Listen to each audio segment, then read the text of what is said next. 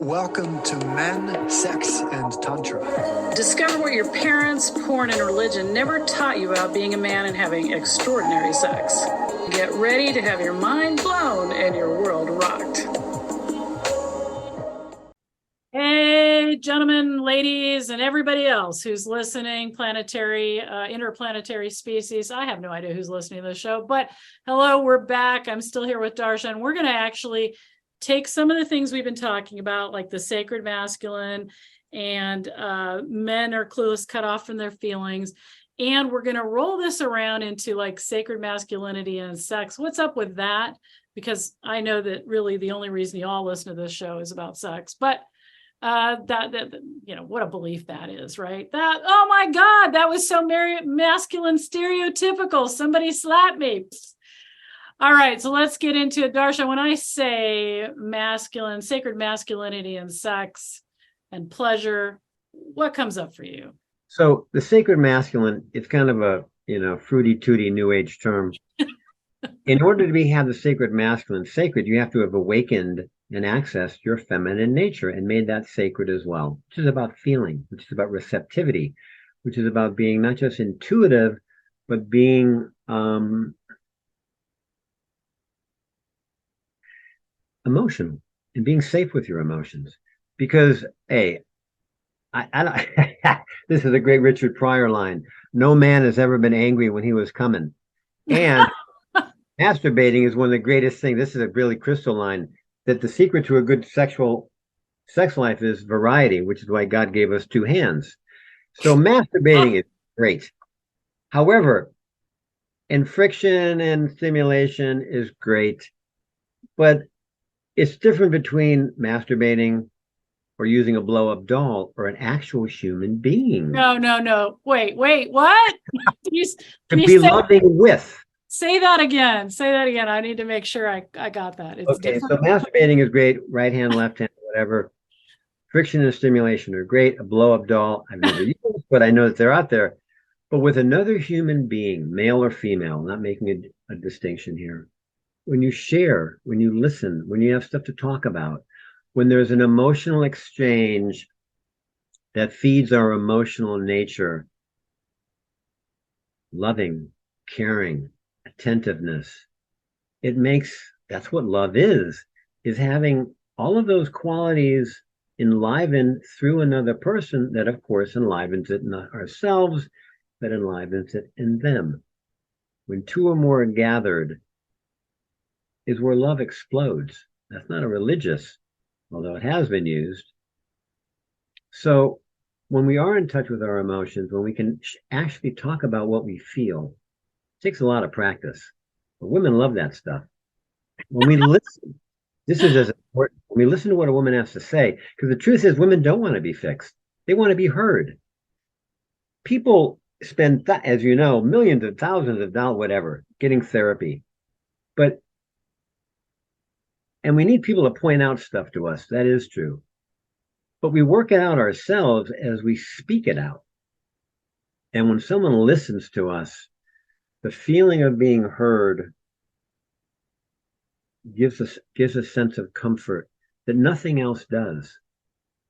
The feeling of hearing someone else, a partner that we've just gotten it on with, gives them a feeling, being loved, of being attended to, of being wanted.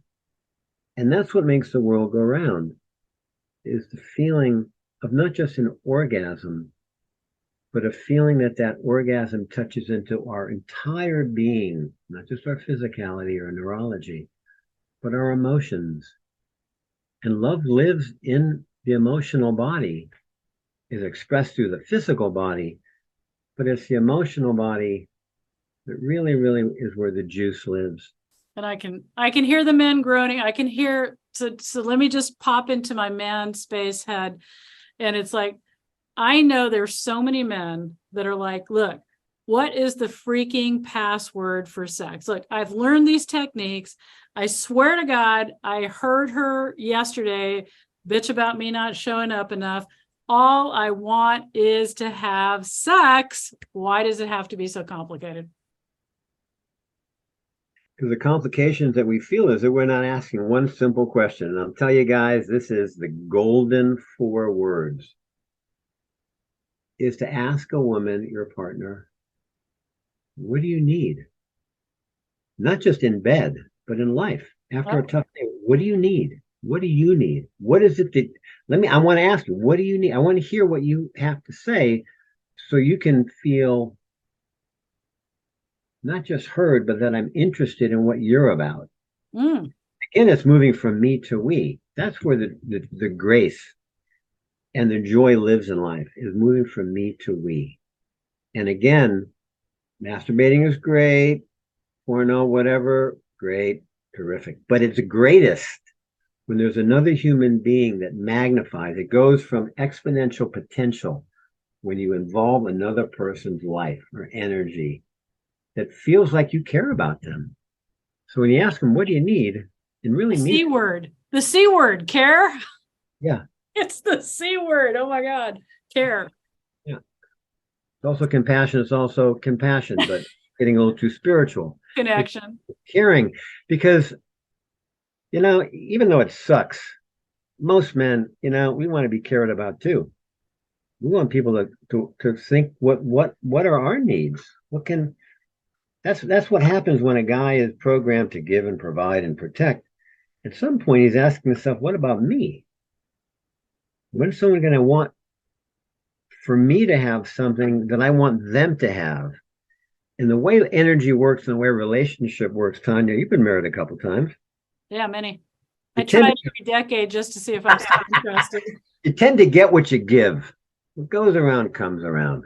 But you got to give the love to get the love. And that means doing your work on yourself to unravel some of these belief systems that are really, really destructive and unhealthy. Because in your nature, you have divine, you have God force. There's no one better than you in your life to be happy, guys. There's no one more deserving to be happy than you in your life. And you got to give it to yourself first before you can give it to anyone else. And yeah, it takes a little bit of work. And I don't know your track or your background, Tanya. We've spoken a little bit. I know mine. I wouldn't want anyone to have to go through what I had to go through to get here, but I'm really glad I've gone through what I've gone through to make it a little easier for someone else to not have to go through that shit. So it's about repaying the blessing, which is why I'm on your program. That's why I do the work I do, is to make it easier for someone else to not have to go through the shit that I had to go through. And I'm not aggrandizing. I'm not being a megalomaniacal, dick about how tough it was, because it wasn't. I mean, it was difficult, but no more than most people out here are having to deal with. So then let's move this. So if I take this as the woman on the receiving end of a lot of male sex, and that would make me a stud. I'm not going to use the other S word. I would say that it's quite interesting as a woman wanting to give a man pleasure that isn't just here, utilize my body as an in and out hole, but actually like pay attention to his pleasure beyond his penis. That I find it's very difficult for most men to receive. Men say they want pleasure, right? They're like, they want sex. What I find that actually they want, and most of them don't realize this, is they want to ejaculate and use it as a medication tool. So the means to the end isn't actually to commune with me, to have pleasure with me. It's to have pleasure by me. And I don't say that to say that men are awful and whatever. I mean, this is an unconscious kind of motivation, because how you masturbate, if you are a fast and furious masturbator using porn, you're disconnected from what you're feeling. You get with a woman and you're just using her as a blow-up doll to get to that. Now you're going to say, no, Tanya, I'm a good man. I make sure she comes first. Well, that doesn't negate. That's an and thing. And so what I have found is that when I care about somebody else and I want to give the man I'm with pleasure in ways that they haven't felt before, a lot of them are very resistant, because it means they have to be able to access feeling. And what we don't understand is that the more deeper you can feel, so feeling is your pleasure equation. Little feeling, little pleasure. Literally 15 seconds of orgasm or ejaculation is what you're qualifying as pleasure, which is so small compared to the infinite, what you could feel. So more feeling, more pleasure. Depth of feeling, depth of pleasure. And that would be so great for you guys to actually hear what I'm really saying, that actually the pleasure principle is really tied up into this emotional availability that you could access. What do you think about that, Darshan? You know, it's the magic V word. No, not vagina. Vulnerability. Oh, no, not that word. I think, oh my gosh. No, it means you got to be emotional. You got to be safe with your feelings. It means you've had to, this is such a contradiction in terms, man up with your emotions. I like that, though. That could be something, right? Yeah. So most of us are living isolated lives in solitary confinement, often in relationship. I see so many couples that don't touch, don't exchange, don't really have much of a interconnectedness. And we end up living alone, sleeping alone, and fucking alone, and not loving the other person because we haven't let them in, because there's just so much built up that we haven't learned how to do. But being vulnerable with our emotions, because emotions, get this straight away, dudes, will not kill you. They won't. They'll confuse you. They'll make you nuts. They'll make you want to do stuff that will kill you or kill others, but they themselves won't kill you. But you got to feel them. You can't go, you can't avoid them, first of all. The only way out is through. That's one reason I work out, because you got to breathe out emotion. I don't believe, and I've been started meditating at 13. You can't meditate anger away. You got to run it, swim it, beat a pillow, yell. You got to externally release emotion, which is one reason I work out. I do cardio, I run, I swim, I bike ride. That's one of the reasons men ejaculate too, violence, Right. not realizing that they're using masturbation and ejaculation as a exodus of their anger. Right. Which actually doesn't do a whole lot in releasing anger. It just takes off the top layer. Yeah, exactly. And anger energetically, as an energy worker, anger is the protective armor that is protecting. Under anger is fear, is a core wound, is feeling alone or afraid or scared or not good enough. The only way to heal is to go and embrace that core emotion. That's what heart space healing is about, using our heart, not just our personal heart, not our anatomical heart chakra, but calling into the higher parts of our consciousness that has the power to hold our broken, in other words, our broken inner child who was never loved enough. And this is the secret core, and I'll just leave you with this one. Men have to be responsible to our own pain. We have to hold this is true for women too, we have to hold the parts of ourselves emotionally that were never held by our parents. They were never held by the money we made or the drugs we did or the sex we had that really wasn't that fulfilling. We have to hold our disappointments. And once we embrace the disappointment, we transform it. And it transforms from disappointment to a sense of self-worth. It's alchemical and it's really powerful and it's really basic. We have to be responsible to our sadness and suffering and shit. Because if we don't, we end up projecting it into our lives and create the havoc that we've done so well doing for so many millennia. Thank you.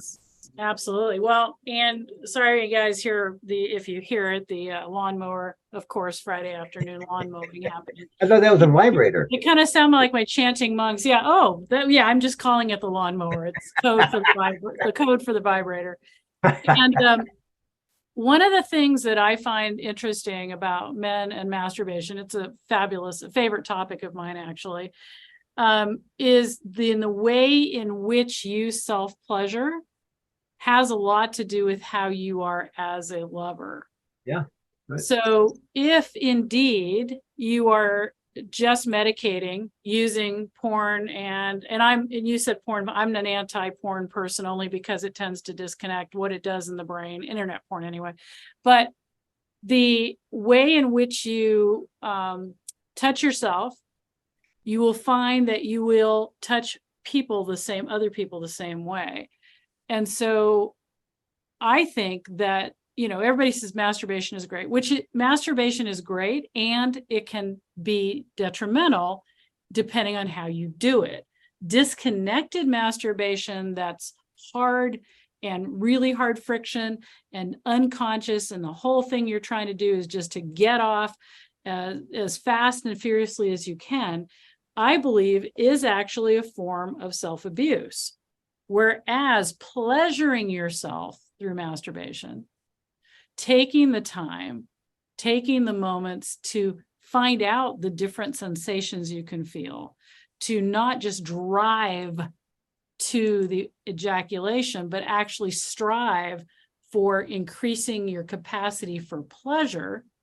And that would be something as simple, instead of going to your 9.9, which is imminent ejaculation, but actually at your level 6 erection, stop, let it subside, get okay with going soft and not freaking out, FOMO that it'll never happen again, and then bringing that pleasure back up instead of the edging, which is what's taught to everybody, which is go to your 9, slack it off, go to your 9, slack it off. I'm actually saying do that less. Go for the pleasure, not the intensity, so you can grow your capacity. You'll start to learn how to touch a woman as well, because actually far more women want to be touched like that than the way you're currently doing it.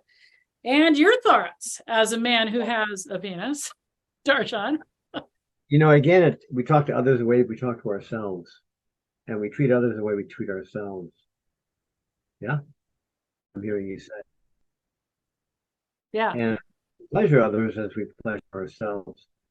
So it is an inside job in terms of creating the life we want for ourselves. Means being attentive to how we talk to ourselves, how we treat ourselves,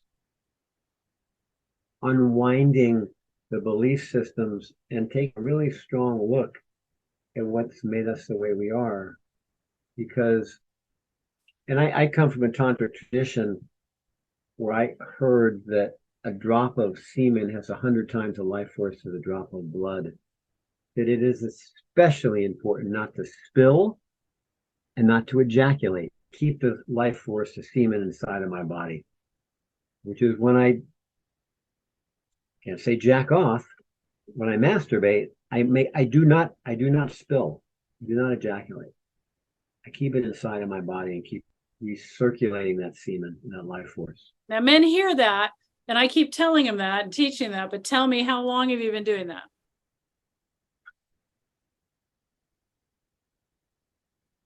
15, 20 years. And which is not to say that I haven't come in 20 years. Yeah, but, I was going to say that was my next question. So in the 20 years of practicing that, what do you think your average comparatively? Say it again. What's the question? What is the average self-pleasuring versus ejaculation or I ejaculate, this is a good one, every 4 or 5 months once. And any specific reason? I like to keep the life force inside of me. Yeah. One reason, well, I mean, why do you ejaculate at all? Why? I think it's important to release the system once in a while to reboot. It's also really comforting. It's like I can still do that. This is movie lore. This is a movie Papillon. If you remember, Steve McQueen. He's locked up in Devil's Island, and the doctor says you must not be masturbating, because you're stronger than most men. This is a boxing truism. As true as these old beliefs are in boxing, is you do not come the last week of training, because you ruin your knees, you ruin your legs. Because what happens when you ejaculate is you blow out your kidney chi. Guaranteed. If you're coming a lot, your life force is going to suck.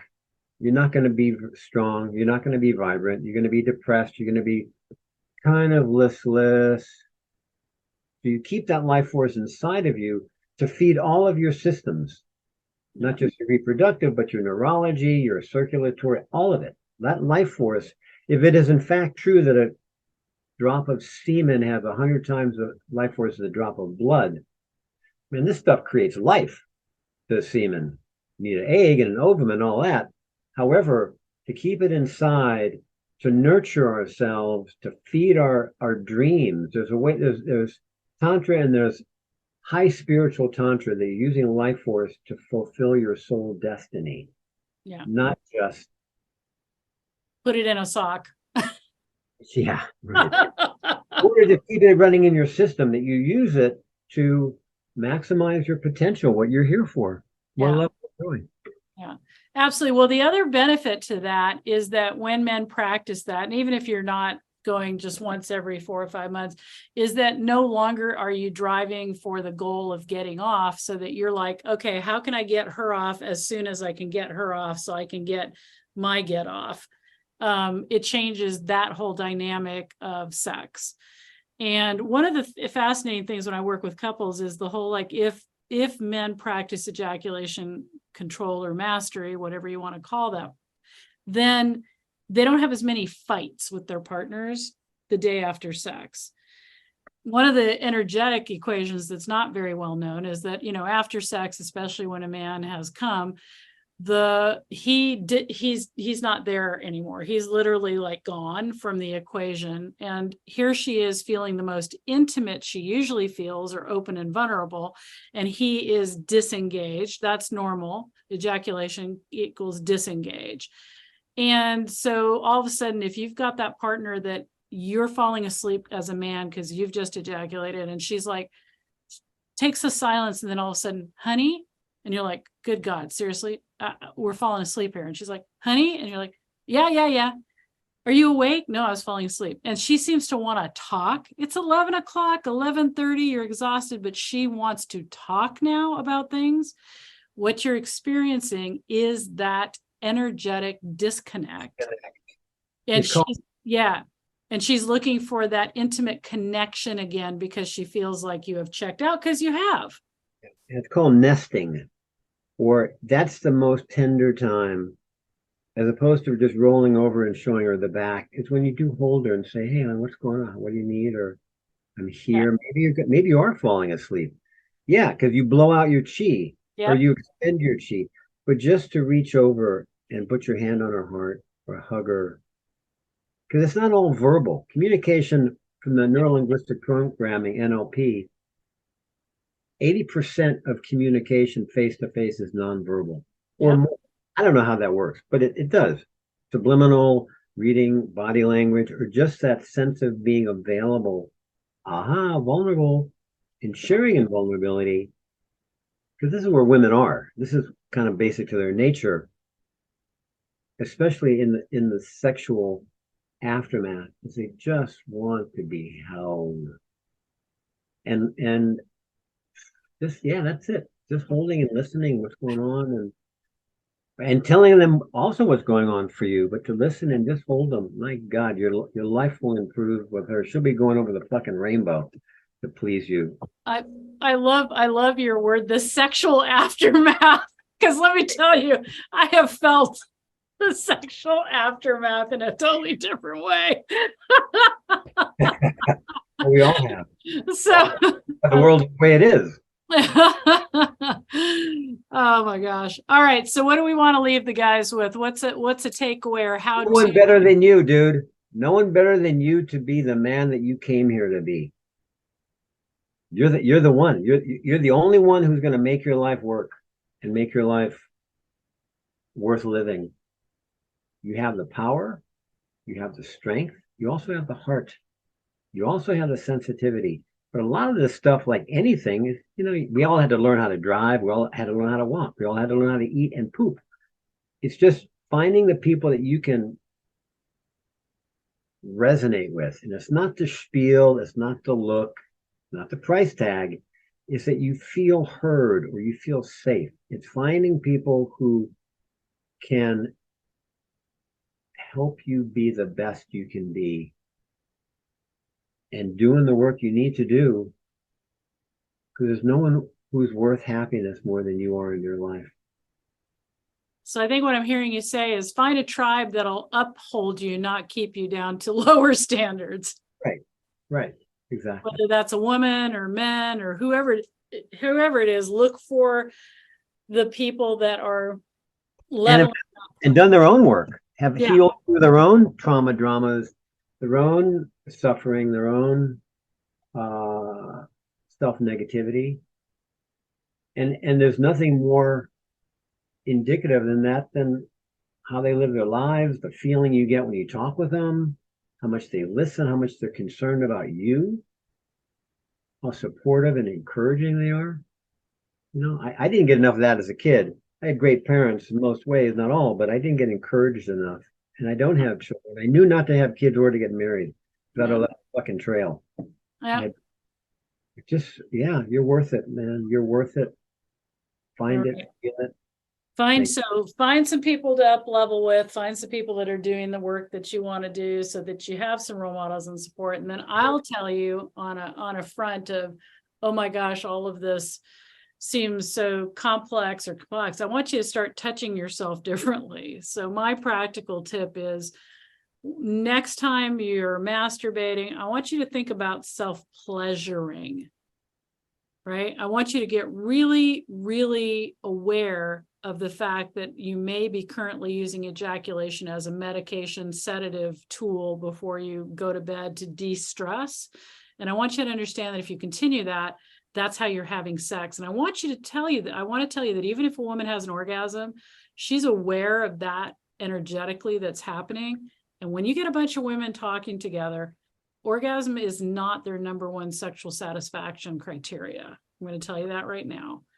The majority of women who can have an orgasm through sex, so it's not the Holy Grail, are actually wanting that connected feeling. They want to feel like there's something more than you just getting off in them. So the first place is to examine, is to become self-aware of how you're using masturbation and ejaculation for yourself, and start to change that up. When you can change that up, start touching yourself differently, start pleasuring your whole body, not just your penis, you start being able to touch other people and yourself in a way that will blow your mind for your ability to exponentially increase your pleasure potential. Because I'm going to tell you right now, that 15 seconds of ejaculation, X amount of times a day or whatever it is nothing compared to the ripples of pleasure that can blow through your whole body for hours on end that you're not experiencing now. So I'm going to leave you with that little tidbit to think about. Well, it's not just pleasuring ourselves, it's caring for ourselves. Exactly. Well, that's what we're talking about. So, all right, guys, go out and do some good in the world, and we're out.